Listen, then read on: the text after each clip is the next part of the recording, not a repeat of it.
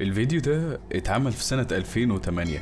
كان على تشانل يابانية في اليوتيوب اسمها نانا. الفيديو ده حرفيا بوظ دماغ ناس كتير، وبعدها بسنين اتكتبت كريبي باستا عن موظف كان شغال في اليوتيوب وهو كان قاعد بيشيك على شوية حسابات قديمة وكان معمول لها حظر، لحد ما يلاقي في اللوج اسم واحد غريب، اسم تشانل غريبة، يوزر نيم 666. الفضول فعلا ركبه، ففتح المتصفح ويكتب بإيده اسم الموقع، فبتطلع له صفحة عادية مكتوب فيها ان الاكونت محظور، اكونت سسبندد.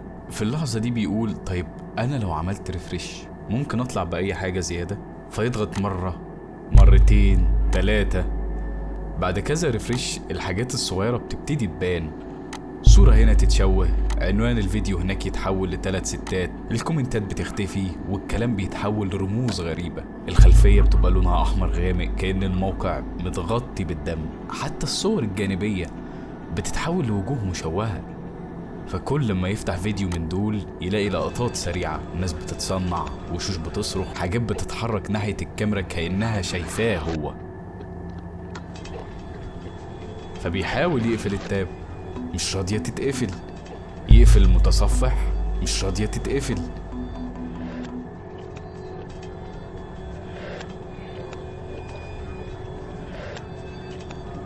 ده حتى بيحاول يقفل الجهاز، بس الجهاز ما بيتقفلش.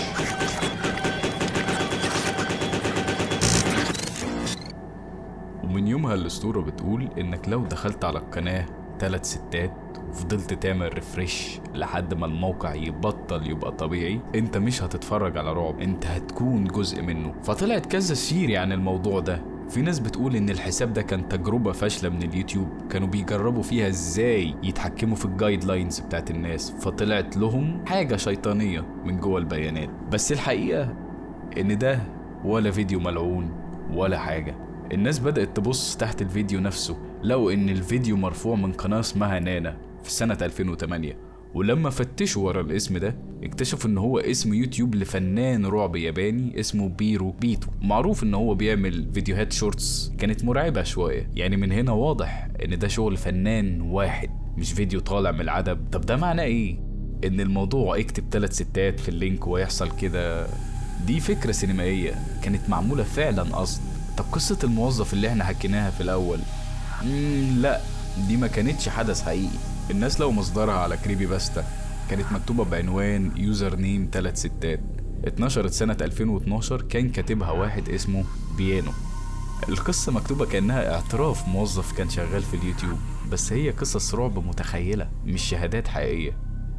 يعني في الاخر ان قصة الموظف دي ادابتيشن اتكتبت بعد ما الفيديو طلع بسنين، لكن مش هي الاصل. يعني خلصت الموضوع ان هو بقى متصنف رسميا ان هو كريبي باستا. Next Saturday at 4 on the only network that can take your cat and mouse.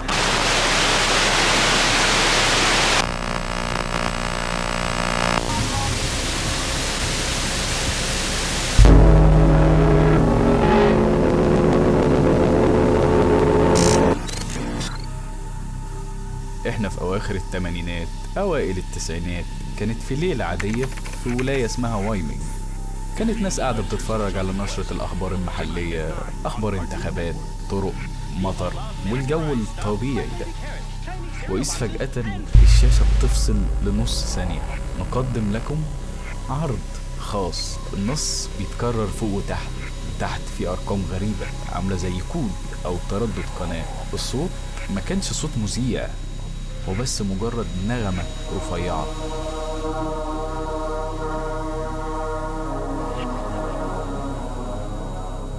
بتفضل شغالة من أول اللحظة لآخر البث، وبعد كام ثانية الخطوط الرمادي بتختفي وبتطلع فعلا أول حاجة تخوف.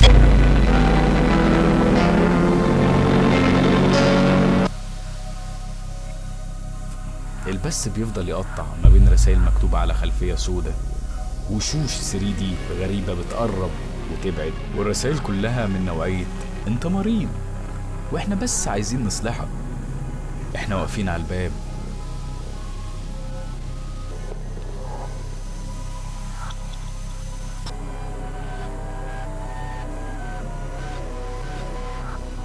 كل شوية الشاشة ترجع لنفس السبيشال بريزنتيشن وبعدين لوشوش مختلفة. الأسطورة بتقول إن الناس اللي بتتفرج بتبتدي تحس إن في حاجة غلط، صداع، دوخة، إحساس إن الوشوش دي مش مجرد CG، كأن هي حاجة شايفاهم من الناحية التانية. البث بيفضل يكمل حوالي 6 دقايق وبعدين فجأة بيرجع الخبر عادي كأن مفيش حاجة حصل. السيريز اللي طلعت إن في ناس بتقول إن ده كان تيست حقيقي على سكان منطقة صغيرة بيشوفوا التردد ده هيعمل فيهم إيه، هل ينفع يستخدم كسلاح نفسي؟ الرسائل اللي على الشاشة من نوع إحنا شايفين اللي في دماغك هدفها تخلي الناس تحس إن في حد متحكم في عقولهم. الأغرب بقى إن الفيديو ده لسه بيظهر كل شوية في حواديت جديدة. في سنة 2025 في يوليو تحديدا اللي هو السنة دي كان في لايف لبرنامج أخبار على قناة ريكورد نيوز، بس المشكلة هنا إن البث اتخطف لثواني وطلع عليه فيديو شكله من نفس خامة الفيديو اللي احنا اتفرجنا عليه، وجوه مشوهة ورسائل مريبة. O governo de Donald Trump. No ano passado 5 pessoas morreram e dezenas. الواقع لحد دلوقتي ان مفيش ولا تقرير رسمي موثق بيأكد ان حصل اختطاف بس بالشكل ده في وايمنج. معظم القصص اللي طلعت من النت مش من ارشيف قنوات او جهات تنظيمية. الفيديو نفسه متصنف على مواقع الرعب ان هو كريبي باستا، ومعروف ان في ناس صرحت ان الفيديو معمول ومستلهم من حادثة حقيقية كان اسمها ماكس هيدروم انسيدنت.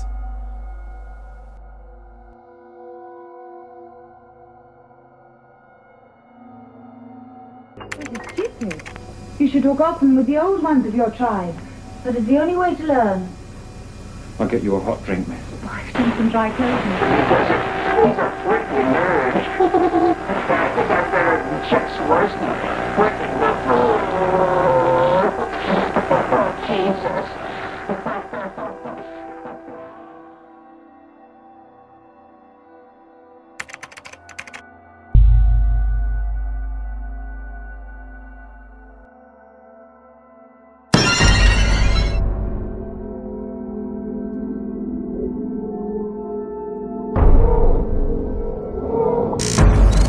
الفيديو ده اتعمل في سنة 2006. عمله واحد كان اسمه امبرر جلينوف وهو كان لسه في الكلية طالب. العمل ده كان ستوب موشن قصير عن بنت في كوخ بتشوف مخلوق غريب، وفي 2 سكريمرز كبار، واحد عند الشباك وواحد في الاخر. هو نفسه حتى قال ان الانيميشن كان مبني على كابوس اخوه وهو صغير، وان اللي عمله ده كان بس بداية القصة. يعني في الاول وفي الاخر هانت مش فيديو ملعون ولا شبح متصور صدفة، ده كان مشروع فني.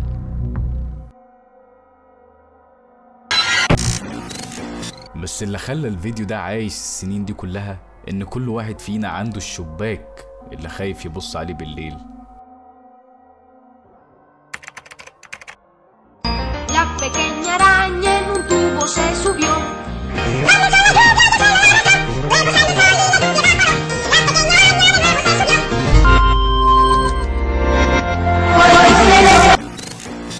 في حاجة مش سليمة بس انت مش عارف تقول هي ايه بالظبط، وده اللي خلاه يتحط في قائمة اكتر الفيديوهات اللي بتخوف السنين اللي فاتت. الفيديو بيبتدي بوش 3D على خلفية سودة، بعد كده بيحصل قط فجأة على شخص لابس فستان وتاج، الكاميرا بتقرب وتبعد بطريقة مش مريحة، وكان معاه لحن أطفال متشوه أو مقلوب وصوته كان مزعج. الفيديو بيفضل كده شوية لحد ما يسيبك على فريم واقف يحسسك ان انت اتقفلت جوه كابوس.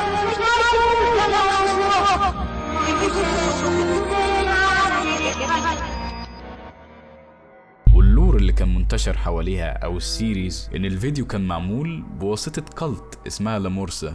الفيديو كان جزء من طقس استدعاء، تسمع الأغنية المقلوبة، تشوف الرقاصة، وبعدها حاجات وحشة بتحصل في حياتك، نحس، حوادث، كوابيس. بس الحقيقة ان الشخصية اللي بتظهر في الفيديو ولا شيطان ولا كيان غامض، دي فنانة حقيقية كان اسمها ساندي كريسب. هي كانت ست ترانس امريكية كانت عايشة في لوس انجلس، بس جالها شلل اطفال وهي صغيرة وعندها اعاقة اثرت على شكل الجسم وطريقة مشيتها. الرأس اللي في الفيديو ده كان مقتطف من فيلم وثائقي في سنة 1994 اسمه The Goddess Bunny. في سنة 2005 تقريبا واحد عمل فيديو كان زي ميم او مونتاج، فبدأوا بوش من ستار فوكس وهو بيغني اتسي بيتسي سبايدر بالاسباني. بعدين قطع على لقطة الرقص من الفيلم الوثائقي ذا جادس باني وحط صوت مشوه وخلاها تبان مرعبة. حتى حكاية كالت لامورسا واللعنة اللي اتكتبت كانت كريبي باستا، مفيش ولا دليل حقيقي على وجود طائفة عملت الفيديو ده ولا ان في حاجة بتحصل للناس اللي شافته غير ان هم اتخضوا وهم صغيرين. بس ده طبعا كلام فارغ، اللعنات ايه وبتاع ايه.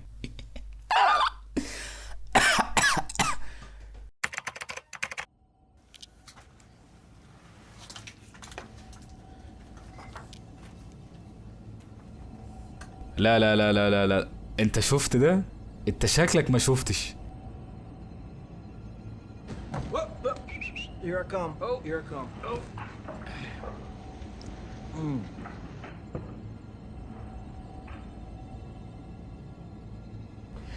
انا الفيديو ده اول لما جه تحت ايديا انا ما كنتش مصدق اللي انا شفته، لان الفيديو ده الوحيد اللي في اللي انا حكيته كان فعلا حقيقة. بس قبل ما نبتدي الفيديو خلينا نفهم الفيديو ده جه منين وايه اصله ومين اللي عمله ومين اللي صوره الى اخره.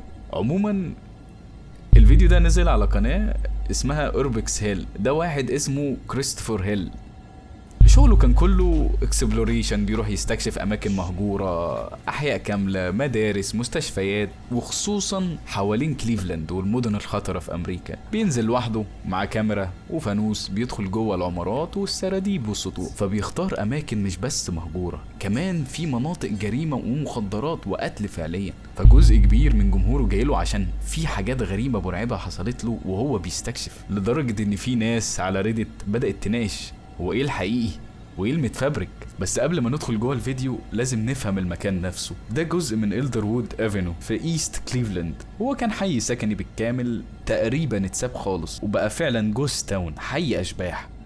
الفيديو بيبتدي ان هيل صاحب القناة بيبتدي يخش عمارة ورا التاني، سلالم متكسرة، اجزاء في الارض وقعت، شقق لسه فيها فرش وهدوم، لعب اطفال، كأن الناس فعلا خرجوا بسرعة وما خدوش اي حاجة معاهم. وكمان في حيطان متسودة من الحريق، في اماكن باين ان فيها النار اكلت نص البيت وسابت نصه. وده اللي خلى ناس كتير على ريدت بيتكلموا عن النقطة دي، ان في جزء من الفيديو بيوصل لباب عليه قفل، والباب ما كانش مفتوح بس كان في فتحة فراغ الكاميرا بتقدر تخش منه وتعدي، وهو كان بيرفع الكاميرا بيعدي بسرعة من فتحة الباب عشان ياخد لقطة لجوه، وبعدين كمل طريقه عادي كأن مفيش حاجة غريبة حصلت، لأن هو ما شافش اللي حصل. هيل وهو بيمنتج الفيديو ومعاه الناس اللي بتتفرج، لما عمل سلو موشن وزوم على اللقطة دي ظهر شكل حاجة جوه الأوضة، جسم شبه جسم ست نايمة مرمية على الأرض ووشها كله متشوه وملامحها فعلا باينه كانها جثه في مرحله تحلل.